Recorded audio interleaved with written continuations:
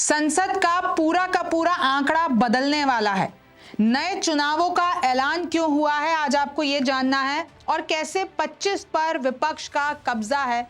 नमस्ते, मेरा नाम रिमझिम जेठानी है और आप मेरा शो 5 मिनट में समझिए देख रहे हैं। और 5 मिनटों के अंदर मैं आपको बता देती हूं कि हो क्या रहा है। तो 10 राज्यों की 37 यानी कि 37 राज्यसभा सीटों पर चुनाव है। इन 37 सीटों के लिए 16 मार्च को चुनाव होंगे। इलेक्शन कमीशन ने यह ऐलान कर दिया है। अब जो सीटें खाली होने वाली हैं उनमें से 12 तो एनडीए की हैं, लेकिन 25 पर विपक्ष का कब्जा है। तो अभी जो सीटें खाली हो रही हैं उसके बाद क्या होगा, सबके मन में यही सवाल है। अब मैं आपको यह भी बता दूं, शरद पवार, रामदास अठावले और कनिमोझी, ये बड़े बड़े दिग्गज जो हैं, तिरुचि शिवा, राज्यसभा के उपसभापति हरिवंश, ये सब रिटायर होने वाले हैं। सबका कार्यकाल 2 अप्रैल को समाप्त हो रहा है। अभी आखिर में मैं आपको पूरी लिस्ट भी बताऊंगी कि कौन कौन हैं जो रिटायर होने वाले हैं। 16 मार्च को सुबह 9 बजे से शाम 4 बजे के बीच वोटिंग होगी। उसी दिन शाम 5 बजे वोटों की गिनती होगी। और अगर मैं आपको बताती हूँ कि देखिए, महाराष्ट्र की 7 सीटें खाली हो रही हैं, इस पे चुनाव होगा। तमिलनाडु की 6 हो रही हैं, बंगाल और बिहार की 5-5 सीटें खाली हो रही हैं। अब आपके मन में सवाल होगा कि राज्यसभा का चुनाव आखिरकार होता कैसे। लोकसभा का तो आपको पता है, विधानसभा का भी पता है। तो देखिए, बैलेट पेपर पर खास पेन से वोटिंग होती है। और मैं आपको बता दूं कि जनता नहीं बल्कि विधायक चुनते हैं, आपका कोई रोल नहीं है, विधायक चुनेंगे। चुनाव हर 2 साल में होते हैं, क्योंकि आपने ये पढ़ा ही होगा कि राज्यसभा एक स्थायी सदन है। इसके 1/3 सदस्य हर 2 साल में रिटायर होते रहते हैं। राज्यसभा सीटों की कुल संख्या 245 होती है, जिसमें से 233 यानी कि 233 सीटों पर अप्रत्यक्ष रूप से चुनाव होते हैं, जो कि विधायक चुनते हैं। और 12 सदस्यों को राष्ट्रपति खुद मनोनीत करते हैं। अब वोटों की संख्या जो है उसका कैलकुलेशन कुल विधायकों की संख्या पर होता है।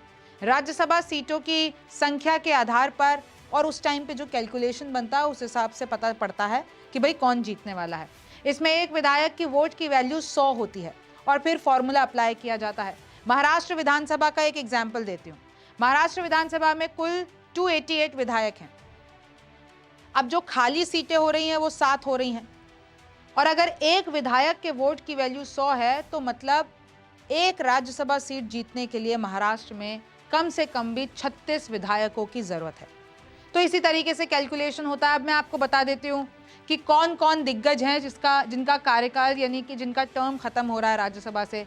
शरद पवार, प्रियंका चतुर्वेदी शिवसेना की, भागवत कराड़, फौजिया खान, धैर्यशैली पाटिल, रजनी पाटिल, रामदास अठावले, सारे महाराष्ट्र के हैं।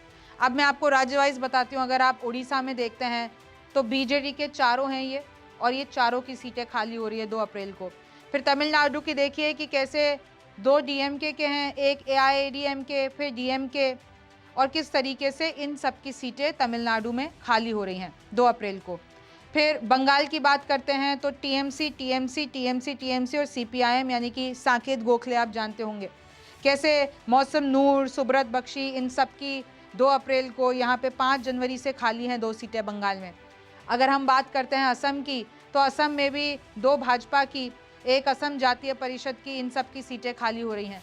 फिर अगर हम बात करते हैं बिहार की, तो बिहार में 5 सीटें खाली हो रही हैं, जिसमें से उपेंद्र कुशवाहा, हरिवंश नारायण, रामनाथ ठाकुर, ये देखिए 2 तो आरजेडी के हैं, 2 जेडीयू के हैं, एक आरएलएसपी के हैं। 9 अप्रैल को ये सीटें खाली होंगी। फिर छत्तीसगढ़ देखिए, छत्तीसगढ़ में 2 कांग्रेस की सीटें यहाँ पर खाली हो रही है। हरियाणा में 1 कांग्रेस, 1 भाजपा, और हिमाचल में 1 भाजपा की। ये सारे इधर मैंने नाम लिखे हुए, और 9 अप्रैल को इनका टर्म खत्म होगा। फिर आप आगे देखिए, तेलंगाना में डॉक्टर अभिषेक मनु सिंघवी जो कि कांग्रेस के हैं, केआर सुरेश रेड्डी जो कि कांग्रेस के हैं, इनका टर्म भी 9 अप्रैल को खत्म हो रहा है। और तेलंगाना में इन 2 सीटों पर चुनाव होंगे। अब देखिए, राज्यसभा में फिर आंकड़ा बदलेगा, चुनाव होंगे, उस तरीके से फिर राजनीति भी होगी। अब कैसे ये पूरा प्ले आउट होगा ये तो मार्च में पता चलेगा। आपको क्या लगता है मुझे कमेंट सेक्शन में ज़रूर बताइए। मेरा नाम रिमझिम जेठानी है, आपसे फिर मुलाकात होगी।